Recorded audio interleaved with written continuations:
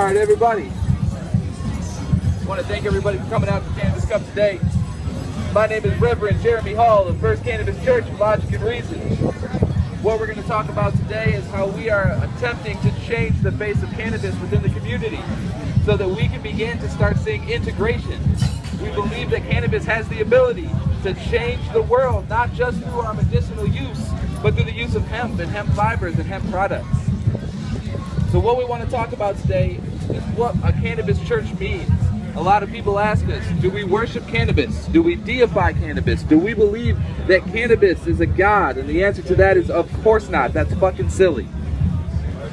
But what we do view cannabis as is the culmination of co-evolution with man and nature. Together with cannabis, we have the ability to change the world. With the use of hemp, we can stop tearing down our trees. Currently, if you took the world's entire lifespan at 4.6 billion years old, and you condense that down to 46 hours, just 46 hours, human beings have been on the planet for 4 hours. Our industrial revolution began 1 minute ago, and in that 1 minute, we have destroyed 50% of the Earth's forests in 1 minute. That is not sustainable. That is not how we are going to be able to save this planet as a species. But yet we've been given a gift. We've been given a gift by Mother Nature that says, hey, here is a plant that we can stop cutting down our trees. Right now, 1 acre of hemp will produce 4 acres of tree pulp for paper. We can grow that every year, sometimes twice a year. Instead, we can stop cutting down trees. We can use hemp toilet paper, hemp building materials, hemp shirts, clothes, cars. We can even produce biodiesel, biodegradable plastics. Everything from this plant, and yet it is currently illegal. It is currently blocked from our government, stating that we cannot use it to save ourselves, and yet they continue to allow offshore drilling. We continue to destroy our water, our earth, our planet in the name of profits. And that's not what we want to believe in. So today, what we do is we use these cards right here. These are our Pay It Forward cards. This is how we are going to change the world. We change the world one random act of kindness at a time. What we are is a community outreach organization. We go out into the world and we do good deeds, but we do it in the name of cannabis. So that when our good deeds are done, even if it's not somebody who's a cannabis user, they can say, there's a responsible cannabis person. We are now integrating ourselves into society, and into society in a positive way. But me standing here and talking to anybody isn't going to change the world. Everybody here already knows this. Everybody here knows that cannabis is good. Everybody here knows that hemp can change the world. So my yelling at everybody here does nothing to change. But the moment you guys get one of these cards and you step outside and you do a random act of kindness for a stranger, now you've spread the good word of cannabis to somebody.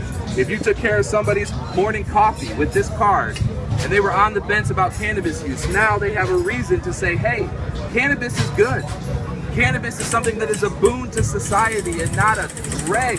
It is not something that takes away, but instead gives back. When we go out as an organization and we clean up parks, we clean up the homeless, we hand out toiletry bags, we hand out food, all done in the name of cannabis. Now all of a sudden cannabis is synonymous with good. People say, I want cannabis in my community because it is a positive change. And that's what we're hoping to accomplish as an organization. And not only that, but we go with logic and reason. I'm not going to stand here and tell you that I know what happens in the afterlife or I know who created the earth, because I don't. Nobody does. So if you want to believe what you want to believe, that's fine. You can believe anything you want, because what goes on up here has nothing to do with what you do with your hands. You want to believe that I'm going to go to hell because I don't believe in Jesus Christ? That's perfectly okay. I respect your ability to do so, as long as you're willing to stand next to me at the soup kitchen and feed the homeless, because that is what matters to us.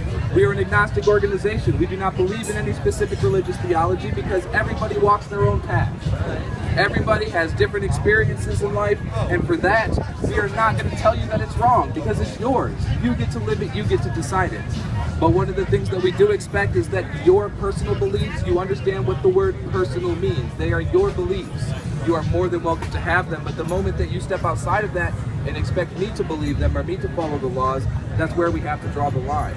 So as an organization, we just say, hey, believe what you want to believe. That's great. But do it in the name of cannabis. Cannabis is such a life-saving idea. We talk about inspiration. Where do you get inspiration from? Inspiration comes from everywhere. One of the things that inspired me to try to change the world, as silly as it sounds, came from the movie The Matrix. There was a point in which one of the evil agents was talking with the main character about classifying human beings. And they said human beings can't be mammals. They cannot be mammals because every other mammal on the planet develops an equilibrium with its environment. Every single mammal on the planet develops an equilibrium with their environment. That means that they are not destroying, they are coexisting. And as a species, we are not currently coexisting with our environment. What we are more closely resembled is a virus. We consume and we consume and we destroy, and when every resource is used up, we move on. We move on to another location and use up those resources and continue with no regard for where we live or what we do. So as a species, we are actually closely related to a virus, and we want to change that because unlike a virus, we have the knowledge to make this change. We have been provided every opportunity. We have been provided with every resource we need to become a better species. And instead, what do? We continue to destroy ourselves for oil. We continue to destroy our environment for profits. Why? What does that do for us? What does that do for our generations? What does that do for the future of our entire society? The Native Americans used to have an ideal that when they did something, they considered the next 7 generations in the future. When they did their planting, when they did their hunting, when they did their cultivating, they said, how am I going to leave this planet for the next generation? Today, we don't even care about our generation. We don't care about what we're doing right here and now, let alone what kind of planet that we're going to leave. Global warming right now is destroying our ice sheets. They're saying by 2100 we may be ice-free in the Arctic. That is devastating to us as a society, and we know it. And yet we continue to allow this to happen. We continue to sit here and say that is okay. We say that that is okay through inaction. We say with our money when we support places like Walmart and Shell and BP, and we say we approve with what you're doing. You do that whenever you spend your money. So what we say as a society is we are going to stand up. We are going to instead do things in this community that are positive. There's a concept called the butterfly effect.